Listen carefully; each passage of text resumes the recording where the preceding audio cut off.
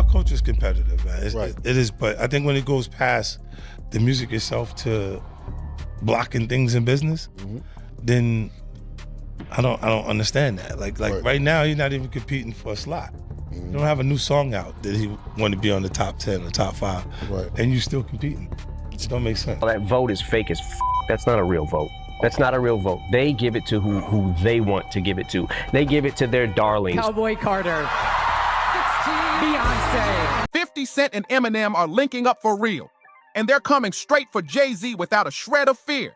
They're throwing shots at him over some explosive claims, shady business moves, stealing credit for other people's work, award shows being rigged, and even a list of careers that were allegedly destroyed in the shadows. This isn't background gossip anymore. This is a full-blown blaze that's lighting up the industry. 50 is making it crystal clear that Jay Z is still out here trying to block his business plays. Even today, he's been shouting for years about how dark, twisted, and cutthroat the music game can get, and now the warnings are hitting harder than ever. Eminem's been sliding those slick coded bars into his songs, dropping hints about powerful gatekeepers controlling the game from behind closed doors. But it's not stopping there, because now Beyoncé's name is getting dragged into the chaos. She's facing whispers of swiping songwriting credits and allegedly shutting doors on other women in the game. People are naming names: Aaliyah, Mia, Mary J. Blige, Carrie Hilson, women who were climbing the charts until, out of nowhere, everything went silent. And then there's Jay Z and Beyoncé's close connection with Diddy. And that's making folks sound the alarm even louder. The questions are getting too big to ignore.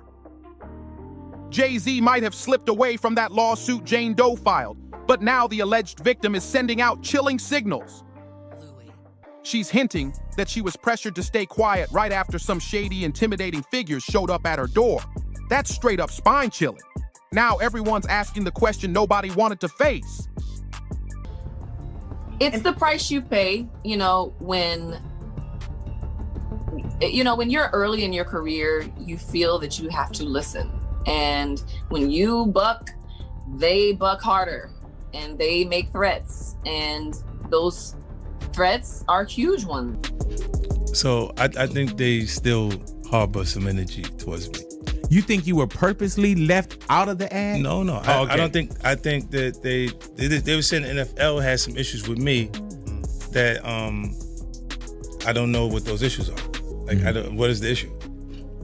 You start looking at, that's not mine, that's theirs, they harbor it, right? But when you look at, M is looking at the entire legacy. Yeah. The whole thing, like with M, Dre, and myself, like I'm a shady aftermath. You see what I'm saying? Like, it do so much G-Unit Records. Right. They forget that I'm M and Dre's. Are Jay Z and Beyoncé really the flawless power couple they put on display for the world? Or have they mastered the art of sweeping dirt under the rug when the cameras aren't rolling? Have they been sitting at the top of the throne by stepping over people to keep their spot? And here's the twist. Do 50 Cent and Eminem actually have the inside scoop that could tear the whole facade apart? Could they be gearing up to blow the lid off a machine that's not just ending artists' careers, but maybe even putting lives at risk? For years, Jay and Bey were untouchable. One wrong word about them, and you'd get slammed with instant backlash. People calling you jealous or bitter before you could even blink. But now, 50 Cent's claiming he's holding the receipts. Back in 2023, he said Jay Z used his NFL ties to keep him off the Super Bowl halftime stage, pulling strings from the shadows. Here's where it gets wild. Jay's entire plan blew up in his face when Eminem stepped in and shut it down. That one bold stand showed just how far Jay was allegedly willing to go to keep 50 out of the spotlight. Fast forward to 50 Cent's recent sit-down on Talk with Flea featuring Cameron. And once again, he's throwing Jay Z under the bus with no hesitation. To get him, and you didn't know if you wanted it for the recognition or the trophies, but then what's the difference? And that Grammys pretty much suck the blood of artists and nominate them, have them come to the shows, and Which they do. They do it every year, yeah. And I'm just tired of seeing it. And for whatever reason, it's like they're always pitching this hint that you might win Album of the Year, which used to be a big deal. I don't think it's a big deal. Right, with the Super Bowl. Because he was doing like, Yeah, go he ahead. was doing some wild because he was saying that to Eminem that the NFL had the issue with me. And I'm like, well, what's the issue? Why don't I have an issue when I'm becoming a partner in the actual team, but they got an issue with my performance, right? Makes no sense. You know what I mean? I was going to get to that later, but since we're here now. And when he says "oh boy" for the audience that Yeah, it's don't know, Jay. I'm talking about Jay Z. This was discussed before. Jay Z told Dr. Dre, just for people who's not up on this, or Eminem, that he didn't want you to perform part of that Super Bowl they Right. had a couple years ago. Why do you think that is? Well, I just think, Threatened? yeah, Possibly? not even threat. You know, I think it's just when you take the competition from like our culture is competitive, man. Right. It is, but I think when it goes past the music itself to blocking things in business, then I don't understand that. Like right now, he's not even competing for a slot. You don't have a new song out that he want to be on the top 10 or top 5, Right. and you still competing. It don't make sense. Like, what are we competing for? Tell me. What's the goal? Like this even like a lot of the even a lot of the competitive stuff, or what we would call it beef, right? Right. It changed. That terminology changed when it's Biggie and Tupac, because we start saying the things that people would say that cause beef in the environment. Right. When before that they called it battling in our culture. Right. Right. Because that's what it is until it turns into some street shit. So when you're not competing for those things anymore, and you start looking and you're going, so what was the problem? You can't exactly remember what the problem was. That's what According to 50, Jay's not just moving shady in the music game. He's allegedly playing the same cutthroat game in corporate boardrooms too. And here's the wildest part. 50 says Jay-Z already proved his dominance years ago, yet he's still out here trying to sabotage 50's business deals out of nothing but pure spite. It's like he just can't let go. But it doesn't stop there. Now 50 and Eminem are teaming up heavy, ready to blow the roof off what they claim is straight-up Grammy rigging. 50's pointing directly at Jay-Z, saying he's been using his marriage to Beyoncé like a cheat code to scoop up those golden trophies. Meanwhile, Eminem's been shouting for years that the Grammys are a scam, a pay-to-win setup where real artistry doesn't even matter. When Beyoncé snagged Album of the Year for Cowboy Carter, not everyone was celebrating. Fans started whispering that Jay had pulled strings again, especially after he'd stood on that Grammy stage the year before, blasting the Recording Academy for snubbing his wife. But here's where things got even weirder. People weren't buying Jay's speech. It felt staged, even fake, like he was smiling for the cameras while throwing shade at the same folks who just handed him the award. And the big question spread like wildfire. If the Grammys are really that rigged, why even show up? Why not walk away and prove you don't need their stamp of approval instead of pleading for it in front of the world? Now everyone's wondering, are the Carters stacking trophies off pure talent, or is it all secret deals and backroom power plays? For years, industry insiders have been whispering the same thing. The Grammys aren't really about talent at all. It's all politics, private deals, and secret handshakes. And one of the loudest voices exposing that truth has always been Eminem. He's been saying for decades that the whole Grammy system is a scam. And he wasn't bluffing. He even vowed never to step foot at the show again. And he's kept that promise without hesitation. But don't get it twisted. Eminem's not bitter just because he lost. He's said it plain. If another artist dropped a better album than his, he'd give them their flowers. What gets under his skin is how the Grammys use his name for their own game. They plaster him all over promos, make it look like he's got a real shot at winning just to pull in viewers and spike ratings. Then the night comes, and boom, total shutout, like he was never even in the race, smoke and mirrors from start to finish. And when someone asked if he'd ever return by joining the Grammy voting committee, he didn't even blink, said it wouldn't matter one bit. Why? Because in his own words, the whole thing's rigged votes don't mean a thing. Meanwhile, 50 Cent standing right there with him, turning up the heat even more. He's not just calling the Grammys a scam, he's flat out saying Jay-Z's wins have nothing to do with talent. According to 50, Jay's collecting trophies because of his marriage to Beyoncé, and the Recording Academy knows it. As long as J and B show up, the red carpet shines, cameras explode with flashes, ratings soar, and the whole show starts trending. So now the big question is, what's the next move? The Recording Academy keeps nominating Jay-Z and Beyoncé, keeps handing them those golden statues, just to guarantee that the power couple shows up and drags the spotlight right along with them. 50 did not win Best New Artist at the Grammys. There was nothing bigger than 50. Nothing Get bigger, Rich and or Die nobody, Trying. Yeah. nobody since maybe like Snoop came out the gate like that. My first album didn't do it. I never saw someone's first album and the wave happen like he had. And then he doesn't get it. And then I get up there another year, and what was it, the Eminem show? And it was like, whatever, I'm fine if I lose to Kanye or someone that I'm like, okay, I respect that. I know who that is, and Kanye has a huge following and he's made a massive impact on music. Fine, I'm good with that.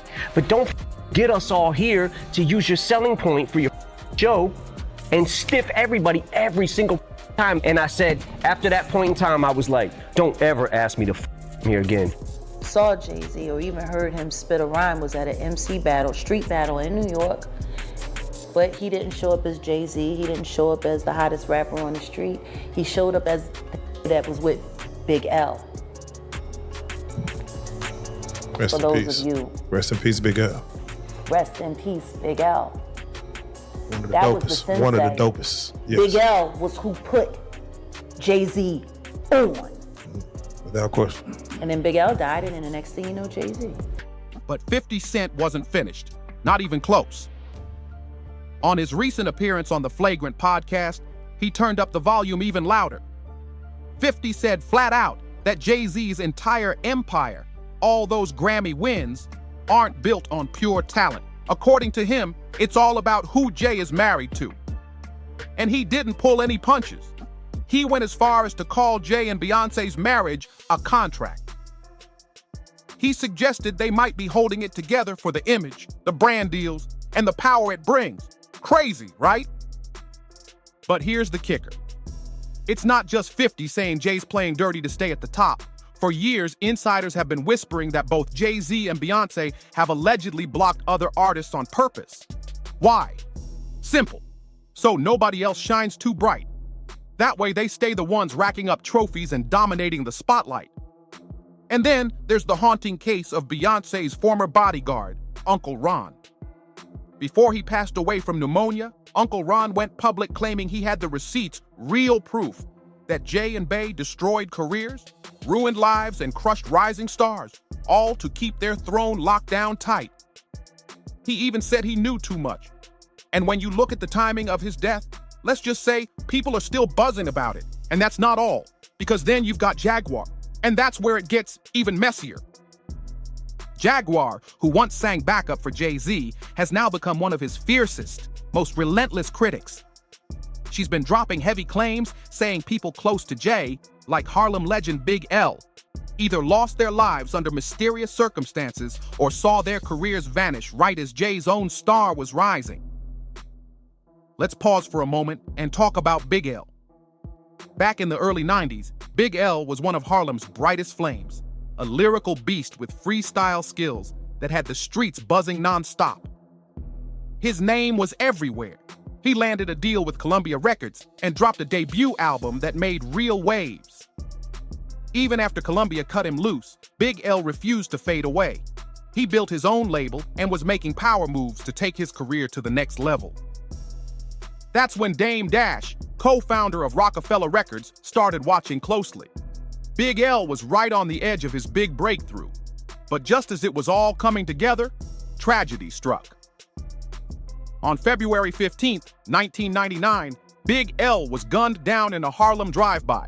And here's the chilling part. Decades later, the case is still ice cold. No justice, no real answers. And if you ask Jaguar, she's not pulling any punches. She's convinced Jay Z might have had some kind of connection to it. That's the level of suspicion swirling around his name right now. And the streets are still talking loud about it. From one legend to another, now we've got to turn the spotlight to DMX. He was one of the very few rappers besides 50 Cent who had the guts to call out Jay Z face to face. DMX never held back. He straight up said Jay was bitter, jealous, and always moving shady in the background. And when Jay slid into the president's chair at Def Jam in 2004, things took a nasty turn. From 98 to 2003, DMX carried Def Jam on his back. 5 back-to-back #1 albums. Okay, I see what's really good. You're trying to eliminate the competition.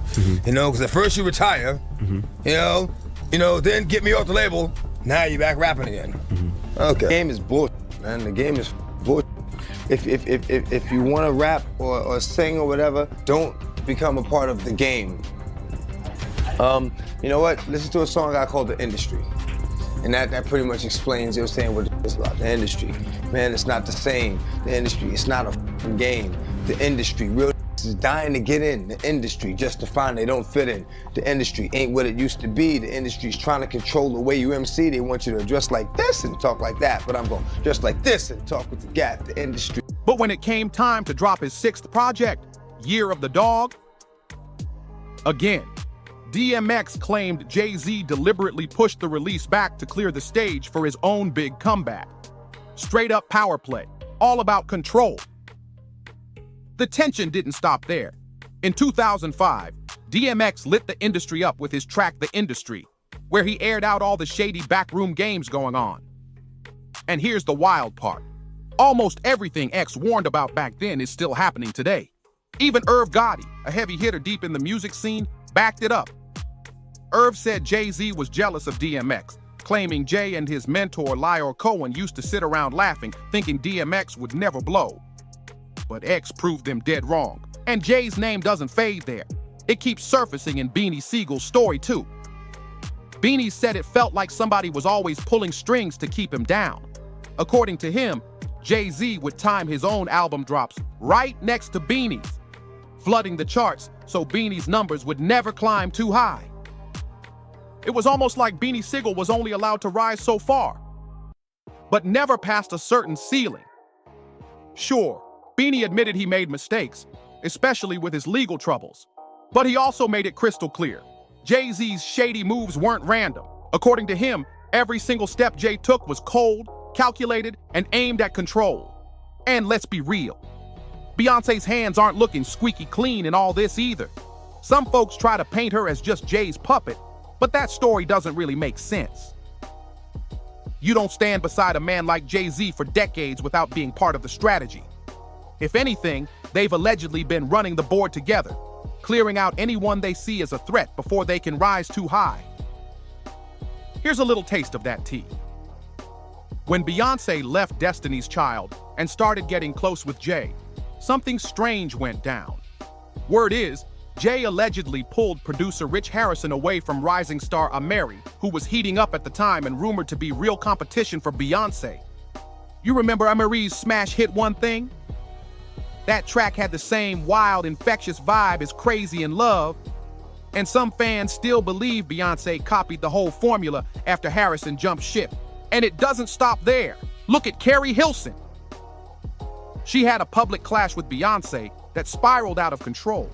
Street Talk says Carrie's own producers allegedly tricked her into recording a diss track aimed at Bey, setting her up to get dragged and blacklisted on purpose. Carrie denied it at first, but then it blew up even more when she refused to hold a magazine cover with Beyoncé and Jay Z on it. When Carrie Hilson said no to holding that magazine cover with Beyoncé and Jay Z, the Bayhive completely lost it. She got slammed with massive backlash, some fans even confronting her face-to-face in public. But behind closed doors, the whispers started. Man can destroy, you know what I mean? Like, it's ultimately in your own decisions. You know, I had a lot of issues. Like I said, legal issues at the time. And, you know, my mind wasn't where I'm at now today. Like, I used to have questions like why every time my album dropped, Jay would drop right on top of me. He wouldn't let me breathe, or right before me. Like, I was always close. And I never understood that every single album that I dropped, Jay dropped right on top. And it was like, damn, like, to have in-house competition at that magnitude was crazy. Jay already the boss, but I always thought that, like, let me breathe. People saying Beyoncé may have orchestrated the entire thing from the shadows. According to some sources, Bey allegedly had insiders planted inside Carrie's own team. People who lined her up to record that diss track while Beyoncé kept her image spotless, playing the innocent victim. And years later, in a 2020 interview, Carrie basically confirmed parts of it, admitting she was pressured into putting that track out and that the threats she got afterward were 100% real. That wasn't random drama. That was career sabotage wrapped up as beef. And we can't skip over Keeley's. She didn't hold back either. She flat out accused Beyoncé of stealing after Bey sampled her iconic hit Milkshake without giving her even a shred of credit. The wildest part? Kellis had no idea it even happened until the internet told her. She found out just like the fan, scrolling through social media. Kellis posted, "I heard about this the same way everyone else did." She dropped a chilling line. Nothing is ever as it seems. Some of the people in this business have no soul or integrity, and they have everyone fooled. Later, she went on Instagram Live to unpack the whole thing in detail, saying this wasn't just about music, it was about respect. She reminded everyone that as Black female artists, there aren't many holding real power in the industry, and with all the mutual friends and connections, a simple phone call could have fixed it all. "It's not that hard to contact me, it's just common decency." That's what Kelly said. But instead of apologizing or owning up, Beyoncé quietly pulled the sample and never said a word. No statement, no accountability, just silence. And then there's Mia, a name you don't hear much anymore, but for all the wrong reason. Word in the industry is she got blackballed after allegedly turning down Jay Z's advances. Mia's been open in interviews saying powerful people in music abuse their positions, putting young, ambitious artists in dangerous situations. For her, it was simple. She said no and walked away. But that decision came with a heavy price. Mia hinted that refusing certain people led to her reputation getting dragged and her career slowly being pushed out of the spotlight. So now that you've heard just how many big names have spoken up, 50 Cent, Eminem, Kellis, Mia, Jaguar Wright, DMX, Beanie Siegel, and more, the question's louder than ever. Are Jay Z and Beyoncé simply protecting their empire? Or are they really out here sabotaging competition from the shadows? And believe it or not, this isn't even the full list. If there's someone you think we missed, drop their name in the comments. What's your take on all these claims? Are the Carters truly untouchable? Or just masters at hiding the mess behind a perfect image? Make sure you smash that like button, hit subscribe, and share this video with your crew. Turn on that bell so you never miss another drop. And I'll see you in the next one.